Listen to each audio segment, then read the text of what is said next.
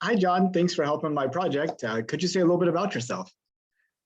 Yeah, my name's Jon Ferneau. I'm a big tech geek, I guess you could say. I did spend some time in the military, so I have an interesting perspective in that regard. Professionally, I am a technology consultant for financial planning software, Anaplan. I have worked in the Salesforce ecosystem as well, implementing Salesforce CRM tools. Some of my hobbies include more recently CrossFit style training, which I have come to be a little bit obsessed with. It's really competitive and it's a good motivating factor. I am a gamer. I actually used to be a video game streamer for, I think, just shy of 2 years. It was during my time at Anaplan on overnights. I think you might remember that, Nathan. I was 1 a.m. to 11 a.m. shift. So you could imagine on your days off, what do you do? Well, you take up video game streaming on platforms like Twitch and Mixer. I have been a big gamer, I think, for most of my life. Grew up around PlayStation, video games, and Sega. So I do that when I can. Lately, not nearly enough, but that might be a blessing in disguise. And then the rest of my free time spent with Angela and my two dogs. It sounds like you got a fully stacked and planned out day. Yeah, I'm pretty eclectic in the things that I do. I'm very musical as well. So you can catch me dancing. I beatbox, constantly thinking of music in my head. Sometimes that gets annoying, but I can't stop it. So got to deal with it.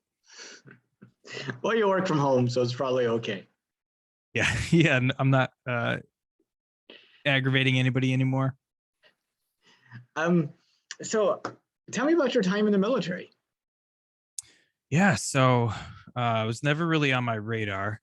But senior year of high school, I was kind of thinking about college. And as we know, college is not cheap.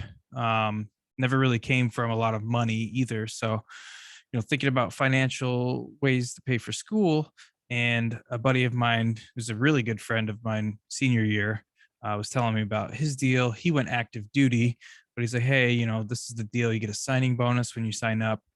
This is kind of how the reserves work. You should just at least talk to a recruiter. So I went talked to an Army Reserves recruiter, and they mentioned how school's paid for and how you get a stipend while you're in school. And with the reserves, you get to go through your training, and then you come home and you kind of live this dual life of you can do a career, go to school, and 1 week in a month you kind of go and play Army or Marines, Navy, whatever you choose.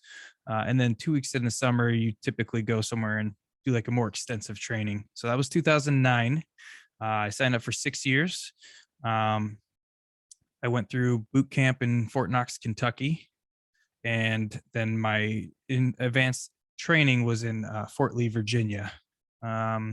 Came home. I worked for the rest of that year since it was halfway through the year. And then I went to University of Nebraska, Lincoln.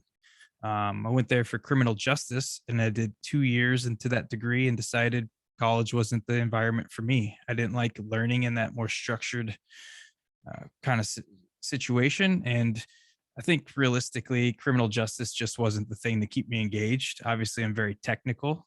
So I kind of just picked the wrong degree. But there was an opportunity to deploy my sophomore year.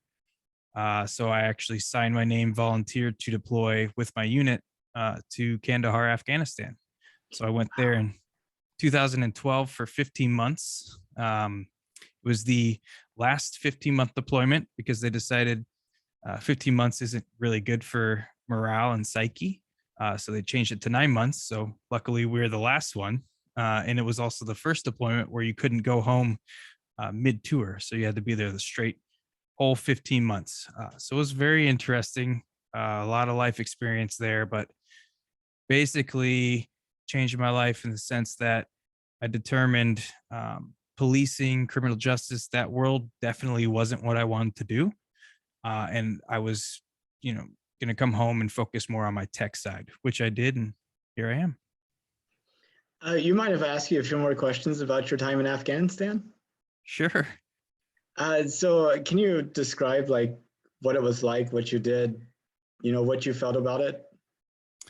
Yeah, so I had an interesting time in the military where I was actually a unit supply specialist as I entered the military, which was um, the role I was more in charge of making sure the unit's equipment was signed out correctly, basically managing inventory for a commander of a unit. And then I reclassified 2 years into my career to be military police, which was the unit I was attached to. They're mostly an MP unit. And it kind of aligned with the criminal justice idea, which I think is kind of how I stayed on that path for so long. So our mission in Afghanistan was to work alongside the Afghan National Police and kind of instill more of the more structured policing policies and like basically how to secure and manage a country. um, that was our goal, was to mentor with them. It was very interesting. A lot of missions where we go into towns and talk to the police and interact with the civilians. In terms of experience, it's the first time for me ever outside of continental US. So seeing the world, a lot differently than what I've come to know and grow up with in the Midwest, was very interesting. It's very third world. You know, trash here, you see people litter, and it's just, you get immediately frustrated. Where there, the environment is basically not something that is ever thought about, I guess you could say. So it's kind of a reality shock. Um, the way I tell people is my experience there definitely opened my eyes to not sweat the little things so much and appreciate it a lot more. I tell people I came home and I worked at Best Buy, and I remember the first Black Friday event that I worked, all the shoppers and the complaints you would hear from these shoppers in line. And I waited in line 45 minutes for this TV. And at the time, it's still very fresh. You're like, oh wow, you waited in line for 45 minutes during a holiday that historically has always been busy. So you expected it for an item that is not a necessity and you don't need. That's kind of petty if you think about it. So things like that, you really think about when you're kind of put in a different world and you live by different means and different culture. I often think if the world would be improved if people got a chance to travel more and see that. And I was wondering if you thought that might be the case. There's two things, and it's funny because this story kind of relates both of those two things. I think most people should have to do: travel to somewhere that isn't as developed or established as the country you're from, and work customer service. I think with those two things, you can really make a lot of decent humans out of people that just take a lot of things for granted. Yeah, I there's been a couple of times I got my car towed, some of which were volunteer. Anyway, that's a different story. And I remember going to the tow shop place to get the car, and there's all these signs of, you know, uh, I've heard it all before, don't bother wasting your breath. I mean, they're basically echoes of, people going there with their sob story or the gripe story, and just, either you pay and you get your car or go someplace else. Yeah. It's just like simple as that. No, it really does blow my mind sometimes, the level that people get frustrated about services that they willingly put themselves into. Like, if you're going to pay to go to a sporting event and you're going to wait in line, you're going to have hardships.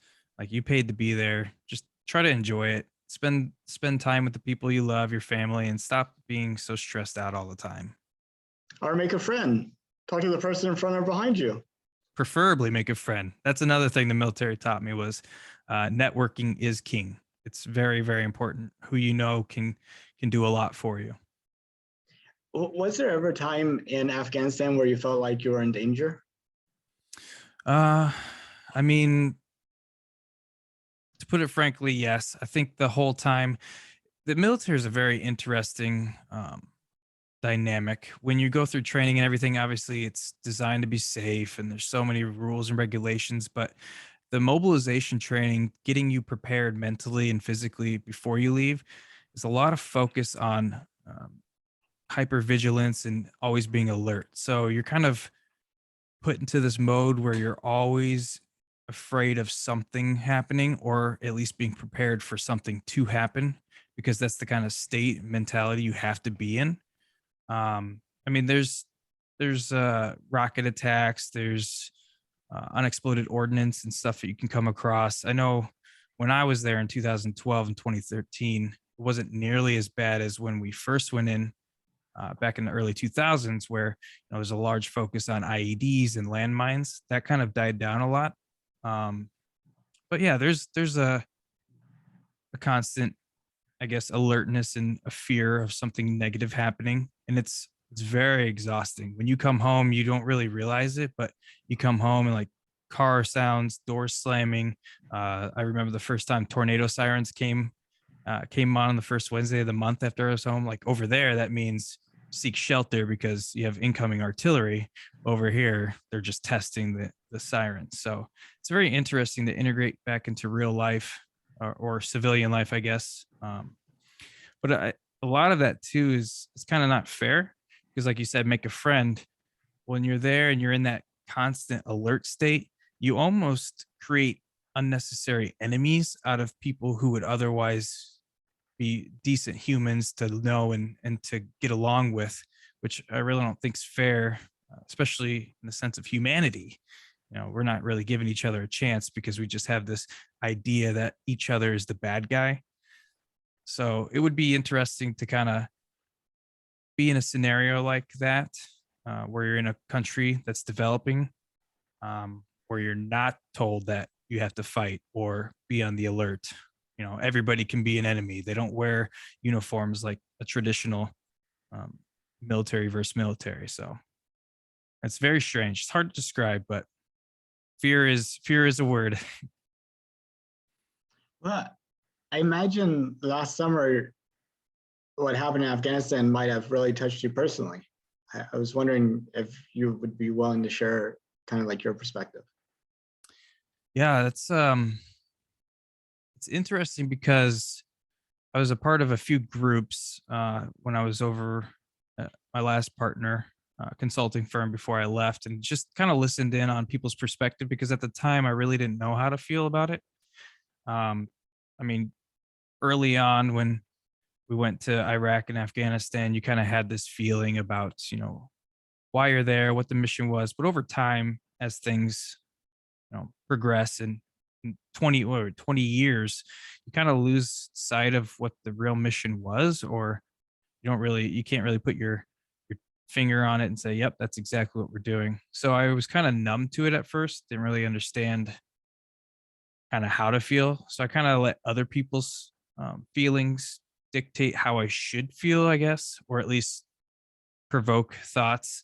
It's very tragic that something we spent so much time on, so much blood, sweat, and tears, specifically the mentorship of the Afghan National Police, like trying to teach them how to run a country and maintain security. All that went away in what seemed like hours. So it kind of takes those experiences, the things that I myself sacrificed for my family being over there, my normal life, the things that people around me who have it much worse than I did suffered. That kind of lost a lot of its meaning and purpose. So for that, it's very, very sad. Um, I won't get too political, but I think everything has to come to an end, and I wish it would have ended better, obviously. But happy to kind of be out of that scenario now, I guess. Yeah, it would have been nice if it ended like our occupation of Germany, for example, where it's like, whoa, or Japan. There's another kind Yeah. of situation where Well, the world's very unpredictable. That's for sure. it is. Well, on to happier topics, I hope. um, did you know that NASA is planning to send astronauts to the moon again for the first time since 1972? I think you were the first one that kind of mentioned it to me and it got me excited. I know it's always been in the plan. So I've only tracked more of the space timeline from Elon Musk's perspective and mostly the Mars stuff, but I did not know about the moon mission. No. Yeah. So what were you tracking about Musk? I'm kind of interested in your perspective. Yeah, so obviously all of his rocket testing and just the technology that goes into it and how we can advance to make it easier, I guess, or at least more affordable to get further into space. And then his plan to get to Mars, what I believe it's 2025, is a plan that he has to at least get a rocket or something to Mars. Um, but and then the high level just idea of how you would even begin to terraform and colonize Mars. I think that's very interesting. And also thinking, well, who are the people you're going to send to do that? Because there's a lot of talks that that group of individuals probably will never come back to here. So it's kind of intriguing.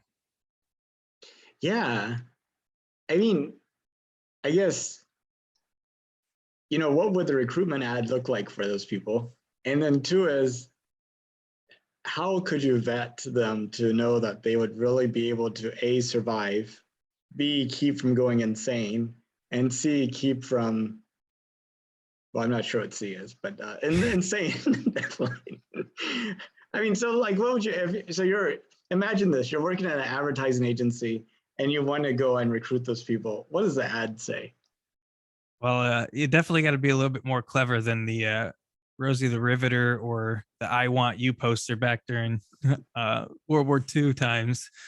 That's very interesting. I actually didn't think about how you would train somebody because you can't really put them through similar scenarios where they'd be on their own or they'd have the same people with them every day and hardships and climate that you can't simulate here whatsoever because you would almost turn them insane before you sent them, right? But I always think back to the movie The Martian, if you've seen it with Matt Damon.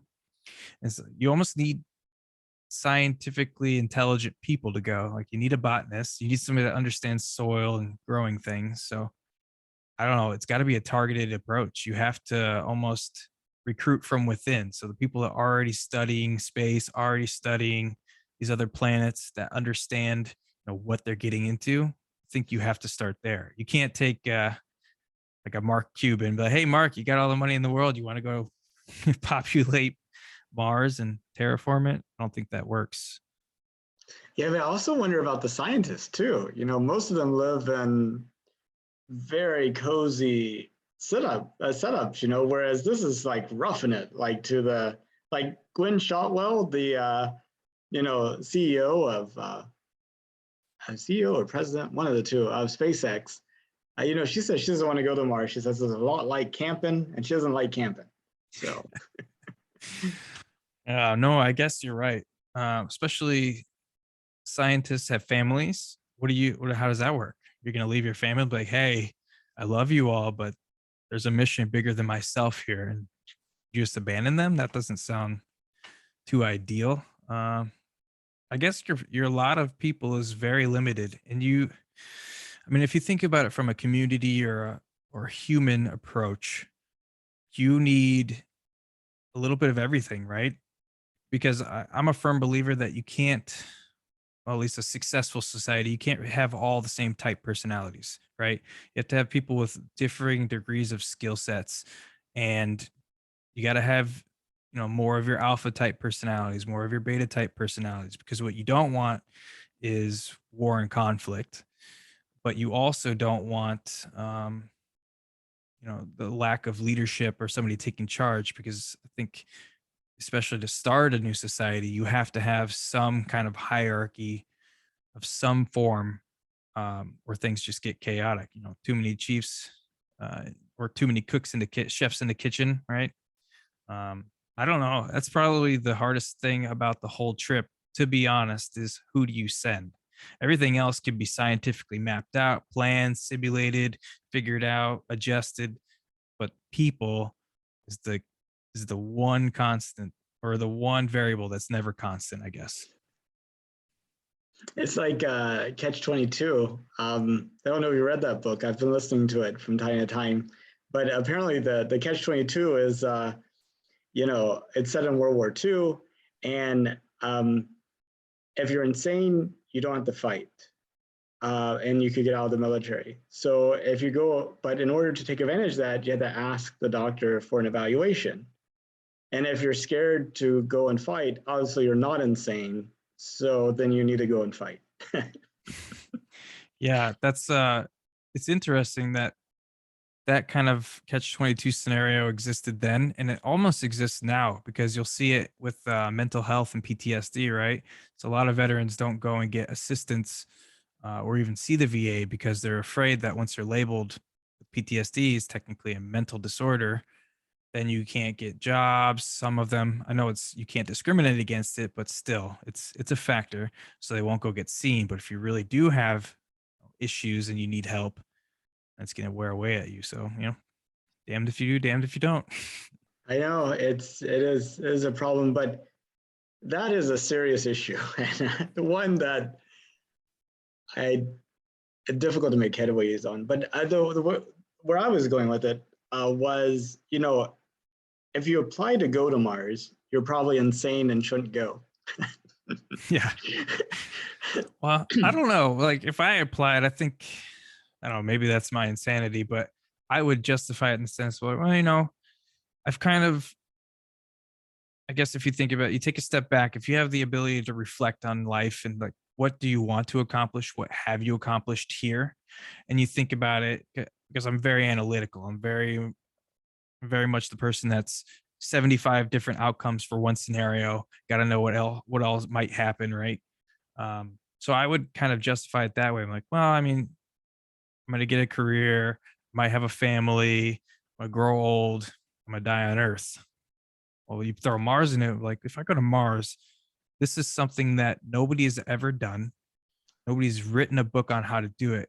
And I could be among some of the first people to kind of establish that story, I guess. And I'm an adrenaline junkie too. So thrill seeker. I think I might be a little bit insane, just a tad.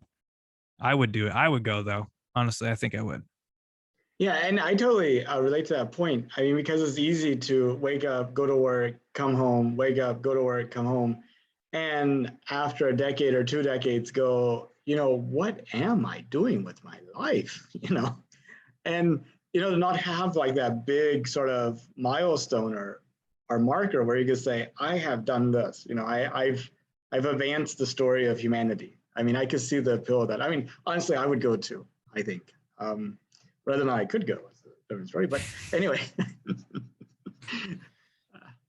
yeah. So whenever they're selling $100,000 trips to Mars, we should go sign up. Yeah, let me know. I'll be I mean, the last time I signed up for something to go somewhere, it worked out. I mean, I was selected to go at least, but hopefully this trip is a little bit better. I don't know. I think it would be fun, especially if by that time you got to imagine technology will be so much more advanced. So video messaging, communications. I mean, we've already seen such a huge increase in that over the years. Um, I'm interested to know what like day to day life would be. I like to imagine. I think it was Interstellar where they're communicating pretty frequently. I don't know. Yeah, it's gonna be interesting for sure. Oh, actually, I just saw something published the other day talking about Mars, but apparently on the Perseverance rover, they had to turn the camera turned towards the sun, and they captured like one of the Martian moons transiting the sun. So it's like a solar eclipse on Mars. It's just like Wow. pretty amazing. Yeah, that would be epic. I know we're talking a lot about Mars, but the big thing that's going to happen sooner is going back to the moon. And I do have a question about that, but what are the dates for that or the tentative dates, I guess? Well, the tentative dates are that this summer, the SLS and Orion will do an uncrewed mission around the moon just to test the rocket and the capsule and everything. And then in 2024, the current plan is to send it with people. When I started this project, the 2024 goal was to have the people on the moon, but unfortunately that part has slipped into 2025. And I was just talking to a space reporter yesterday who actually wrote a book on SpaceX and their Falcon 1 and that whole saga. Yeah. And he was saying that if he had to, put a pin in it, he would say it'd probably be more of the 2027 time frame. So he's been observing these things a lot more broadly in detail than I have. So he might have a good sense of it. But I mean, the difference is it's no longer just PowerPoints. We actually do have a rocket that's moving between the vehicle assembly building and the launch pad and being tested. So that's good. Kind of leads into my question. How come it's taken so long to get back there? I mean, what was the moon landing was 69, correct? Well, so get this. The Johnson Space Center was built in 1962. President Kennedy gave that, we choose to go to the moon and do the other things, not because they're easy, but because they are hard. I don't know what that accent is, but it's definitely not his. Okay. Definitely not. No. He gave that speech in 1962. And then 1969, we have people stepping on the moon. I mean, literally like 7 years between that speech and having people walk on the moon. The SLS, I think their origins of that started in the mid 2000s, like 2006, 2007. And it has yet to do a test flight. And it's been like 13, 14 years. So that's definitely, we're not beating our track record, but progress from earlier. I mean, if you talk to NASA or NASA's contractors, they would tell you it's funding, and there might be something to that. But then whenever you look at SpaceX, you're like, wow, you can do a lot more with a lot little. Yeah.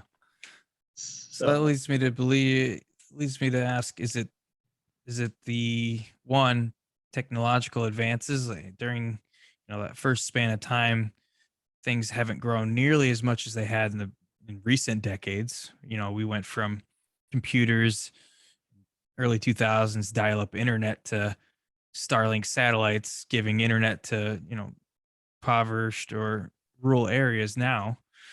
Or is it the desire to go? Like, did the desire kind of fade? Like, all right, we're here. It's really not much. Where else are we going to go? Or we have technology now to see a little bit further. Like, all right, well, Mars doesn't have anything immediate for use, so there's no real reason to go there. The moon, we know, is kind of barren, so there's no real reason to go there. I think maybe excitement about it might have died off.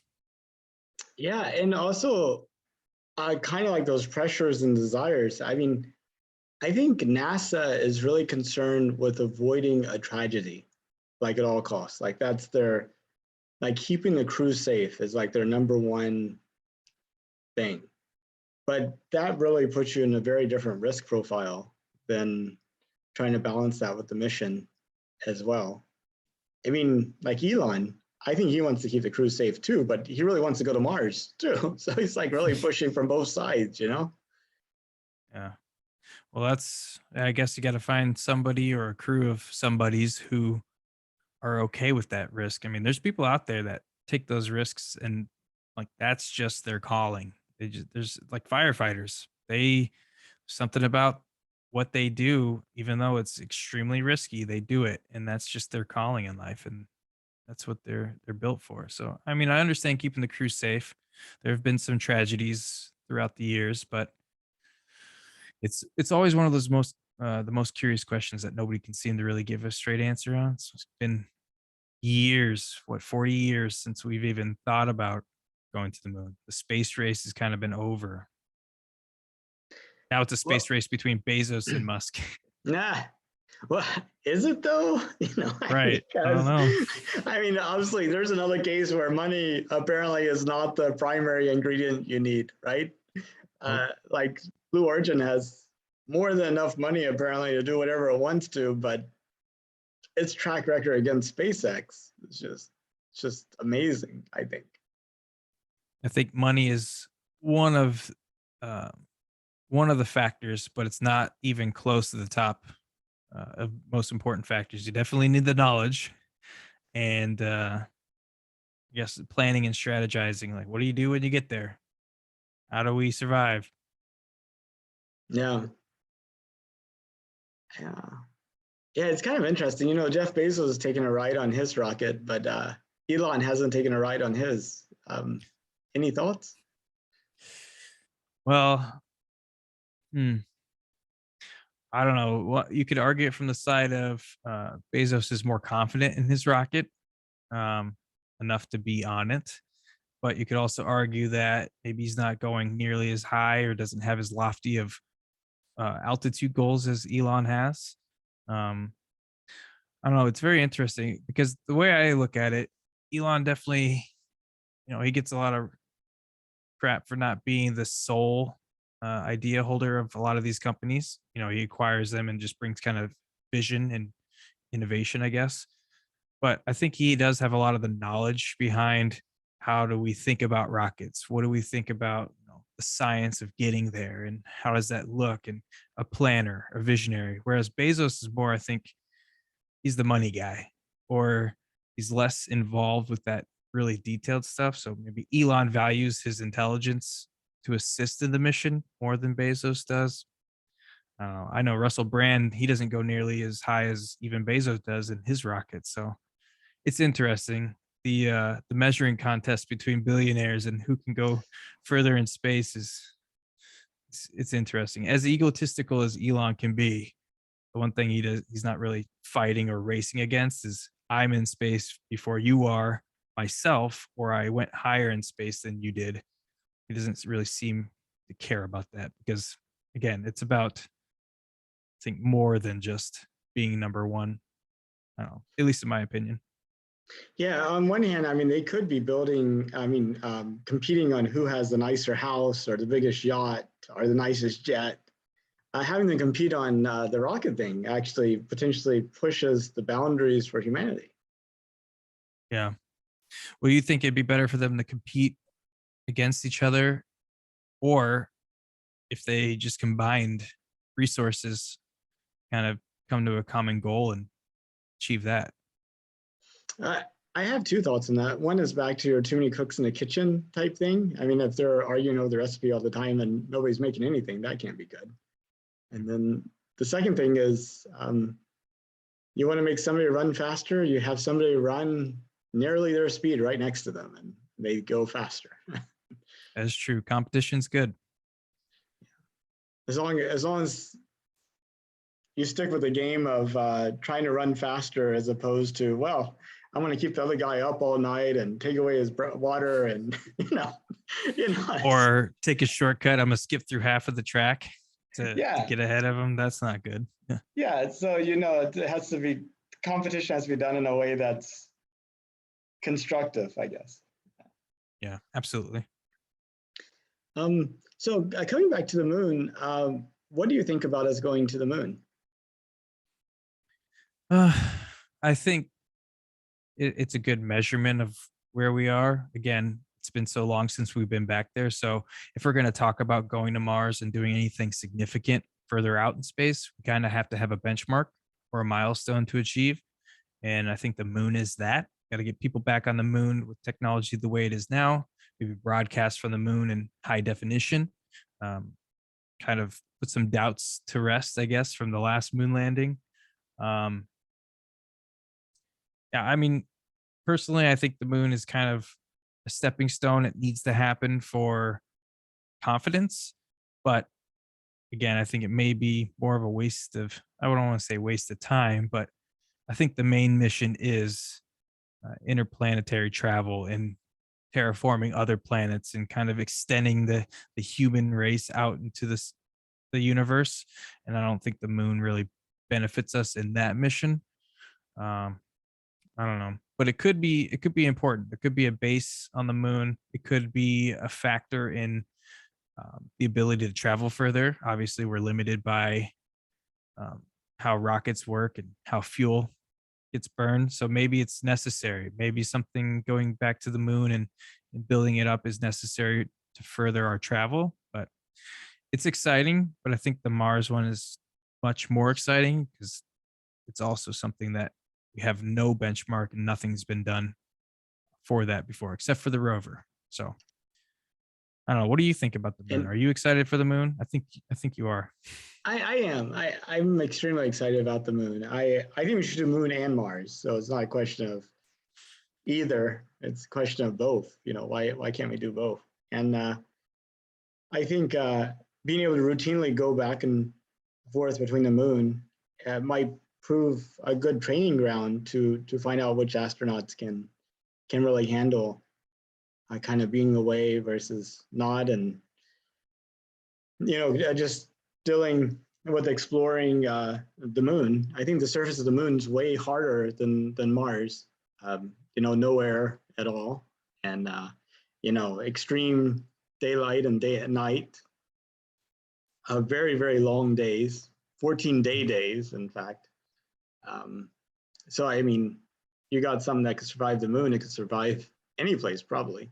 I mean, not Venus or Mercury or the Sun, but Yeah. yeah. So I think that's a good point. To use it as a training ground. Yeah, Plus, I can see that. I think the moon's interesting. I mean, whether there's a lot of resources on the moon that potentially could allow for us to start mining the moon instead of mining, a rainforest or something. What if we mine the moon away? Yeah, I know. You kind of imagine like a probe going around the moon, and it's just like a shell. Like from the vantage point of the Earth, it looks normal, but then over there it's just like it's like It a looks like piece the of Death Star. grapefruit. Yeah, Death Star. Yeah, except less than that. More like like the one half of a grapefruit pill type of thing. Yeah. Well, I'm interested in your thoughts on maybe deploying or building another space station further out. Maybe one that I guess you would need it to be able to orbit. Do you think it's possible that we get one around Mars first before we actually land on Mars in adventure? I mean, could be. Maybe that makes a lot of sense. There's a lot of concern about, is there life on Mars? And if we send humans down there, will we contaminate it? And will we be able to distinguish between Martian life versus the life we brought? If we never step foot on Mars and we're just operating robots from orbit, that might be a interesting situation. I think I'd be very disappointed. I mean, it'd be like taking a ship to Hawaii and you like sail around Hawaii indefinitely. never get to actually be on the island. Yeah, didn't get your money's worth on that cruise. Yeah, be very upset. I'd be like, want a refund. Yeah. But so in 200 years, where do you think we've gotten as humanity? How far? So looking 200 years back to now, where have we gotten? You're looking 200 years from now to the future. So to the future. So 2020. Okay.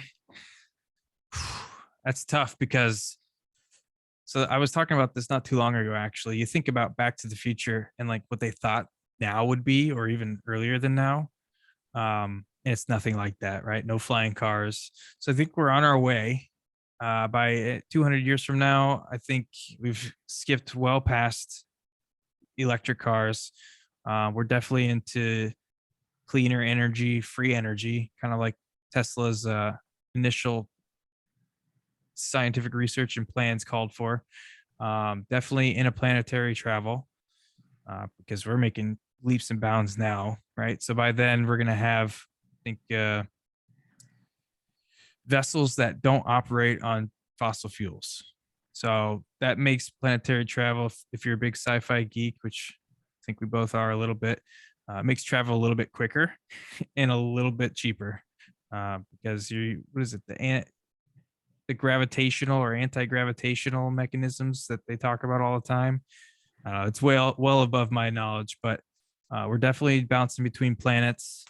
Um, I think we have the technology and the suits to be able to survive on distant planets like a Neptune or a Jupiter. I know they're full of gases, but I think we've advanced far enough to at least explore. Probably won't want to live there.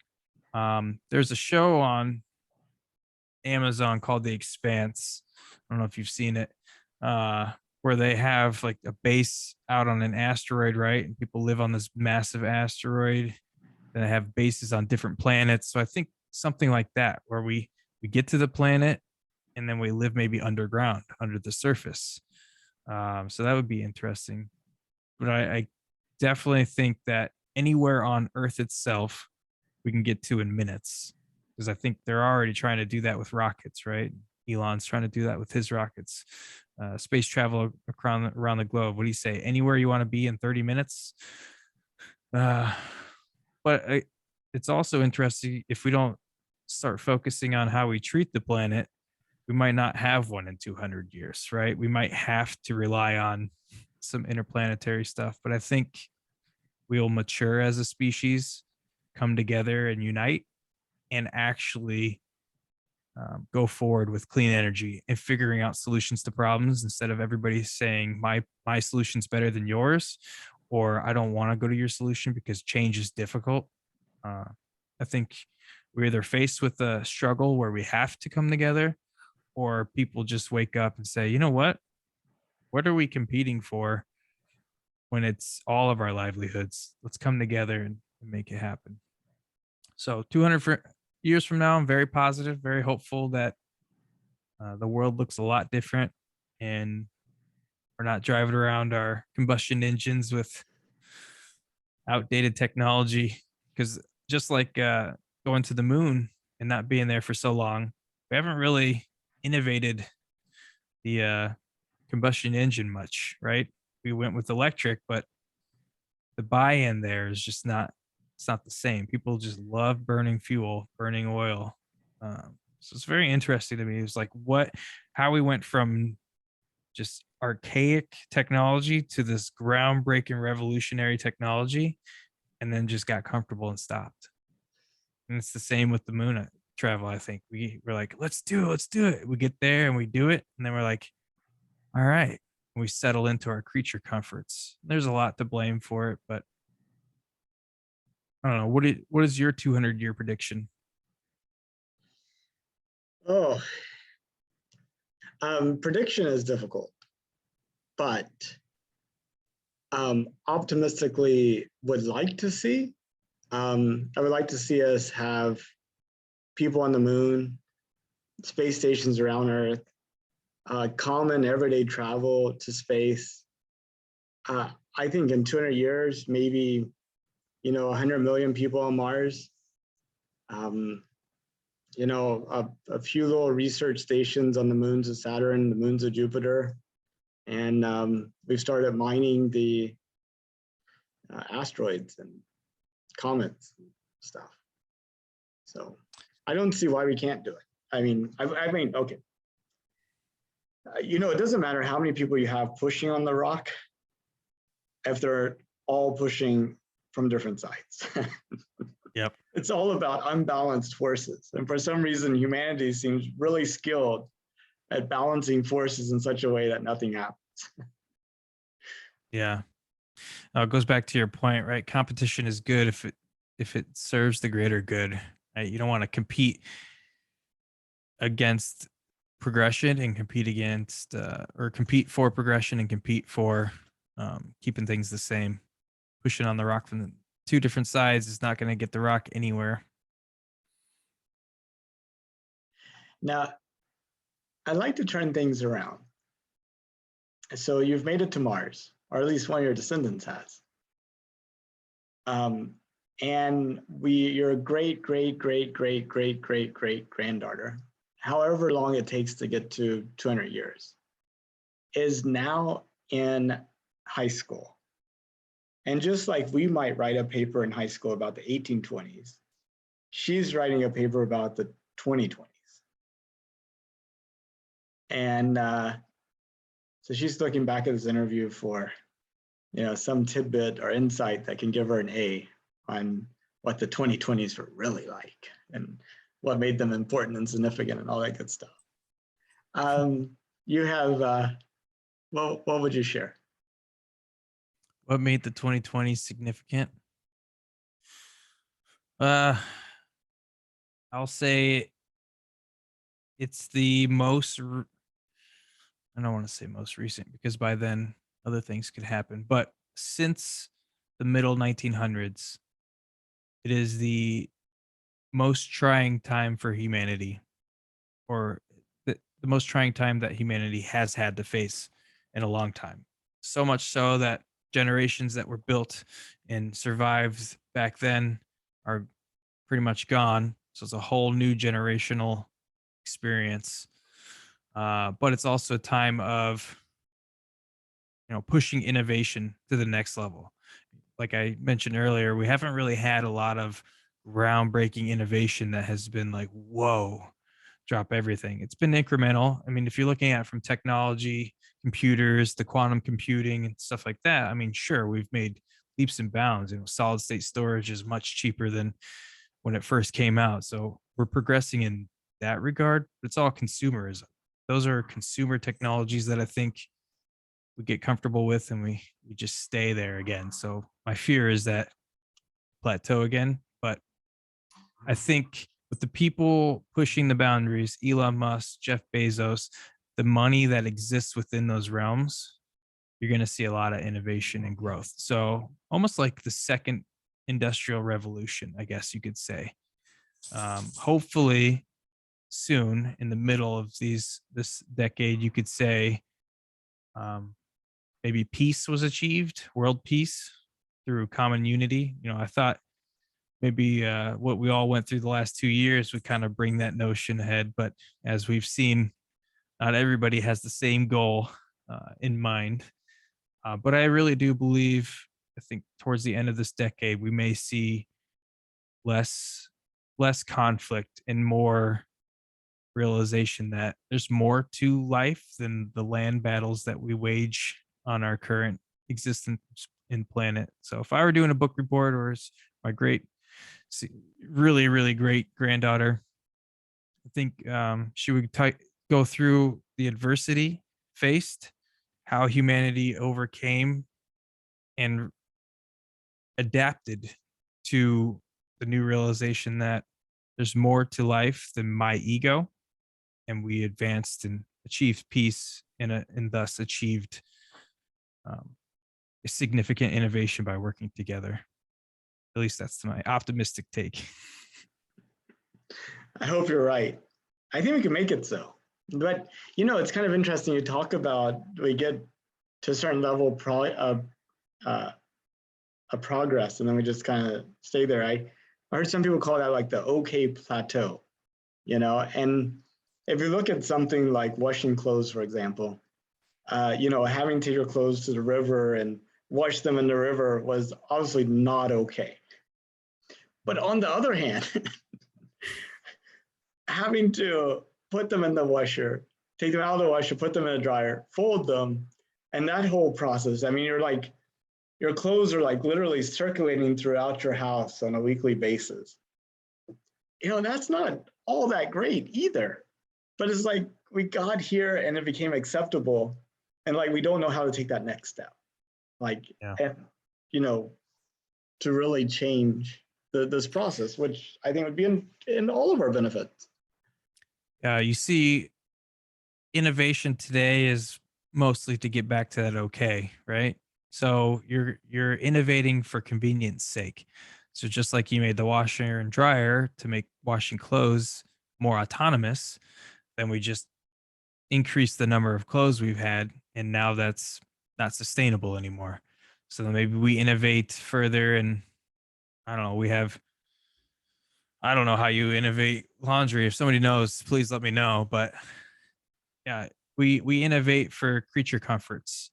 And a lot of that is because we've gotten so comfortable and complacent. It's like a lot of people have lost a lot of the ambition to do more, and that stifles growth. And if there's no demand, why create a supply? So I think you're right. There is a lot of okay plateaus. It's almost like working out, right? You start from nothing and you see a lot of gains right away. So you get motivated. You're like, all right. Well, eventually those gains go away because you're not shocking the system anymore and you've plateaued. So that's usually where you see a lot of people fall off. They stop, they quit because they're not being constantly validated positively to keep going. So you almost have to create your own positive validation or social validation. That's another big thing. Social validation has stifled a lot of growth because we've become less concerned about how we feel about our accomplishments and more concerned about how people feel about our accomplishments. Uh, so kind of again goes back to, well, we're competing for the wrong reasons. So when you compete for the wrong reasons, you get the wrong prizes. That's right. It's almost like these incentives about, you should do your chores so you get like this game, or you should make good grades so you could get like spending money, or you should behave well so you could get this. I mean, it's almost like all those things are distorting like the incentives that you really should be like putting in place. Like you should do these things because they're good in of themselves. Like you Mhm. don't need to add sugar to it. Yeah. Yeah. Do these things because it's good for your health. Do these things because you'll be stronger and more capable. Do these things because you'll um, extend the existence of your species. Yeah. It seems so simple, but we've replaced it with allowance, money, and material objects. I love material objects too. So I'll be the first to say I like my technology and I like my gadgets, but I will be the first to admit they're unnecessary. Yeah, I'm not exactly living in the woods myself. So, Yeah. well, John, I really appreciate your time. I know we've talked about a whole wide range of subjects, probably some that you didn't anticipate talking about. But is there any that you wanted to talk about that we didn't get to? Oh, you know, I think you got me a little bit more excited about space travel. I've kept up with the rocket launches, not as much as I used to, but life gets busy and you kind of let it go by the wayside. But I think that's another one of the problems is, um, you know, people do a lot of things for ratings and views. So if there's nobody supporting the overall mission, what's the point of the mission? Um, so I think I'm going to tune back in, get a little bit more connected to it, and a lot more research around what our actual goals are, so I can maybe think about it a little bit differently and have a different perspective. Well, that sounds awesome. And anytime you want to talk about it, you can reach out to your friend in Houston. Yeah, I have a guy I know. Well, good deal. Well, John, you have a good rest of your evening, and I hope someday you do come to Houston. Yeah, well, maybe that day will be the day I sign up and go to Mars. Well, Yeah, hopefully sooner.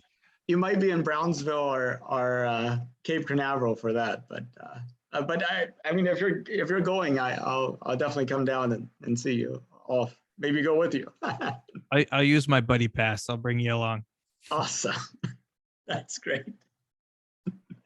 Okay. Okay. Well, Thank you. take care. Bye. Bye.